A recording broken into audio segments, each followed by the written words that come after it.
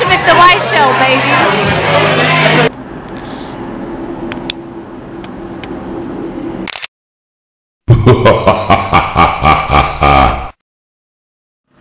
I'm reloaded! I'm reloaded!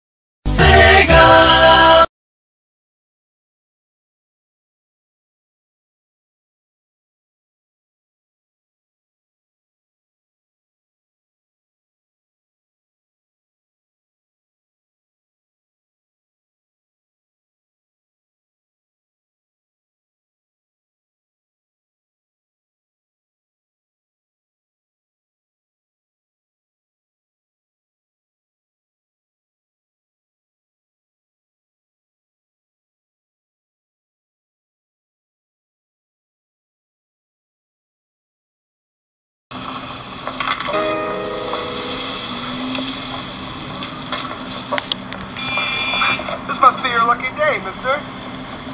That'll never happen again in a million years. What are you talking about? Let's go to the Twilight Zone. Oh. You miserable, dirty, low-down. Good night. Liz and Eddie split up. Then Liz can marry Rock and Eddie can marry Tuesday. What you talking about, man? This nigga here. Terribly sorry. If he hits me, I'll die. Where's we going, cracker?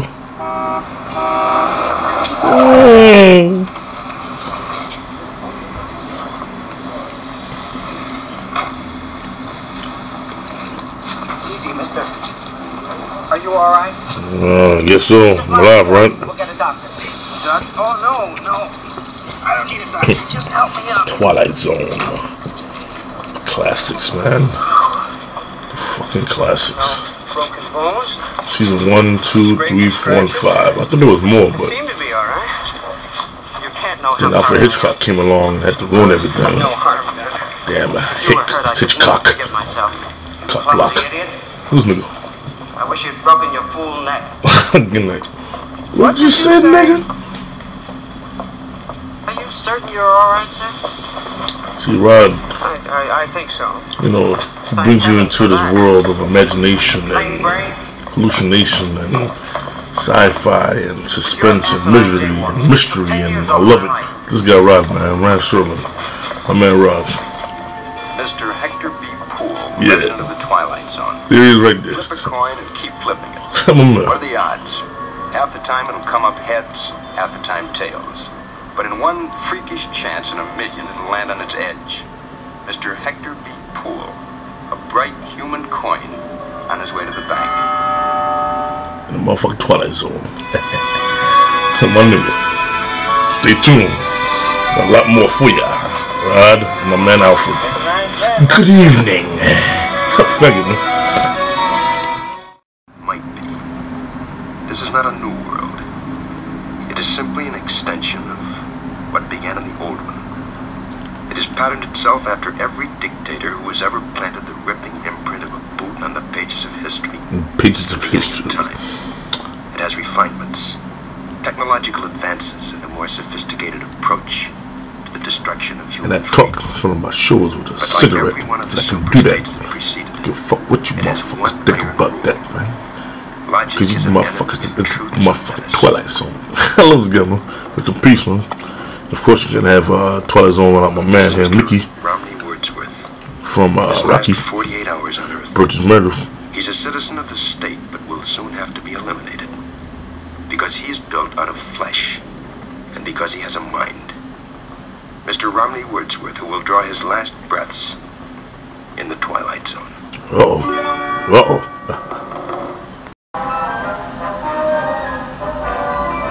Nigga Alfred Hitchcock, baby. Man, I don't hate this guy. I like him. Give us Psycho and Marnie and the Birds, like I said. He's good.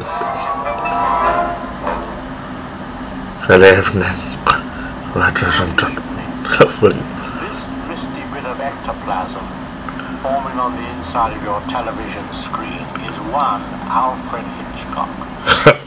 Coming to you from across that great barrier that divides the quick from the Thank you, Netflix, for introducing me to Alfred Hitchcock and giving me a lot of the Twilight Zone. Of warning you that During tonight's Oh, I'm warning you, huh? you will witness a playlet entitled "And So Died ᴶᵉᵃⁿᵒ." Oh yes, before we have our play, I would like to make Talking an about- announcement to those of you who can't stay until the end. The butler did it. This nigga here giving away the ending. Are you kidding me? But yeah, Alfred is cool. He's okay. He's okay. He can't touch Rod, but he's okay. So if I had to choose between Rod and Alfred, I gotta go with my man Rod. But Alfred is not bad. Let me show you some more of Rod real quick. No homo. ᴂᴗᵂ. No, matter of fact, let me show you the Night Gallery. And you do the comparison, which is better, the Night Gallery or the Twilight Zone or Alfred Hitchcock Presents. Plus it's on black and white. I like black and white stuff, so vintage, baby, vintage. Oh yeah. Rod versus Alfred. Oh yeah. Let me show you some Night Gallery from my man Rod here. But look at these two guys. Look at them, look at them. Both rocking the suits. Look at them, look at them. Who terrify you more? Al or Rod?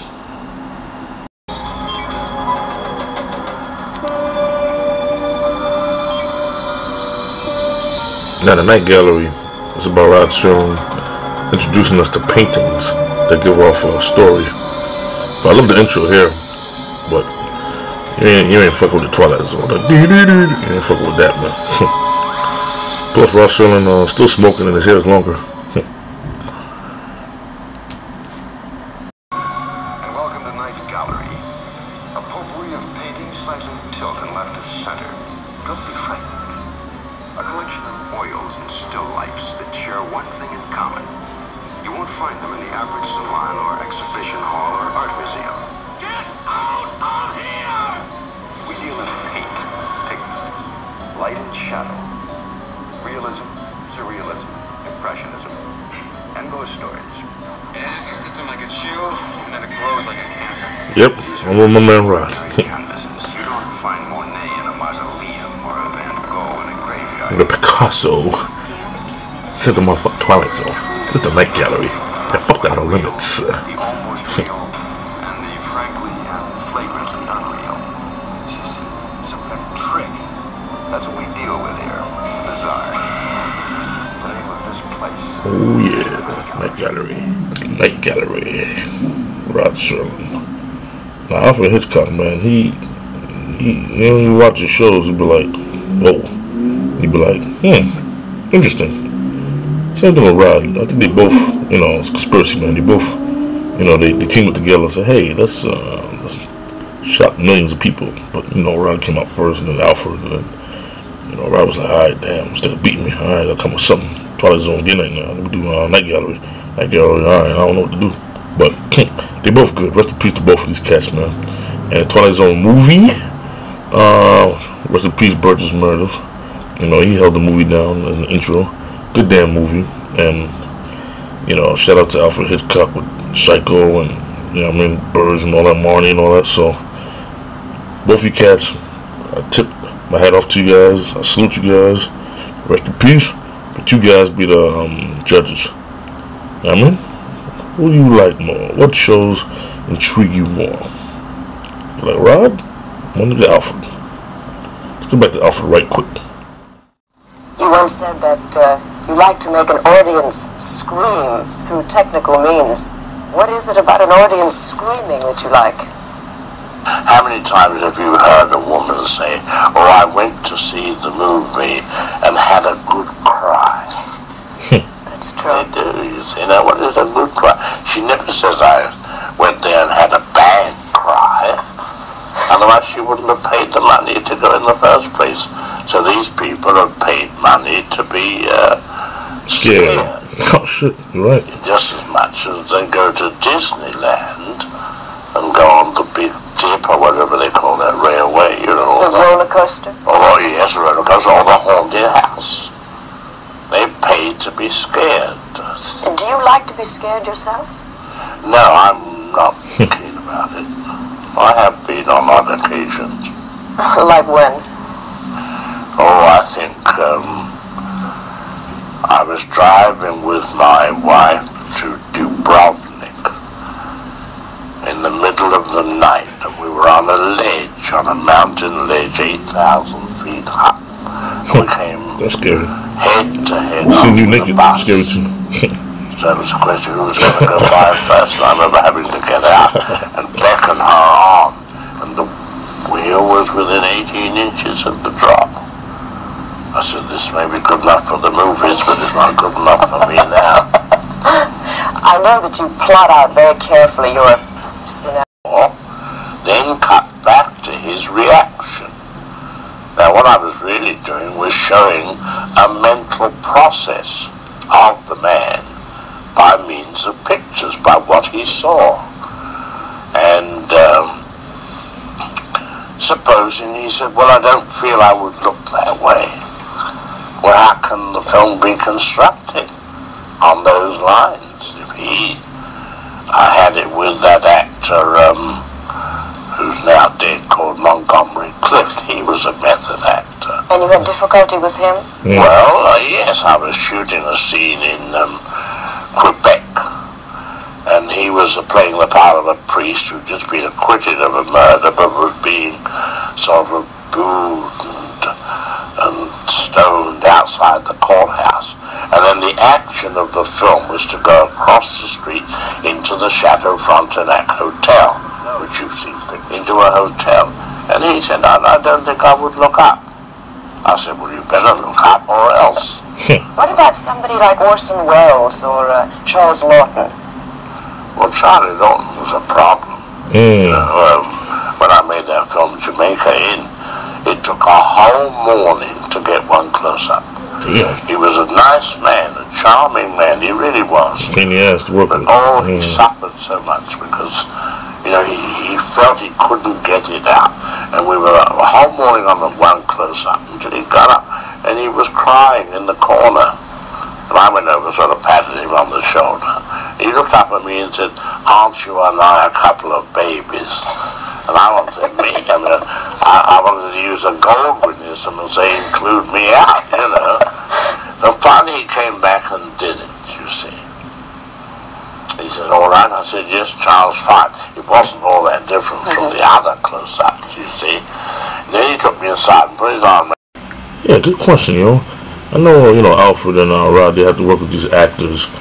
Do these actors give them, you know what I mean, are they a pain in the ass to work with? Do they want things their way? If I'm Rod or I'm Alfred, I'm telling you, do this scene like this, and they're like, no, I don't want to do it like this. Why can't we do it like this? Like, are they a pain in the ass or what? I would assume so. I would assume everybody is a pain in the ass when they're working with, you know what I mean? And maybe these guys are a pain in the ass, like, I don't know, maybe they're strict on set, maybe they're the coolest motherfucker, I don't know. Only time will tell, only these cats will know. But the piece of the actors that was in all of your shows, movies, and Rod's movies and shows and all that. Science fiction on television might be considered a branch of science fiction in the film. They're both dealing with the medium of ideas in this area in the visual sense. And certainly the name of Rod Serling has been very closely associated with science fiction on television. What was your first encounter with the first serious encounter in television science fiction form, Jim, would have been I'm having a lot of trouble with that cigarette. I think God is telling me don't smoke.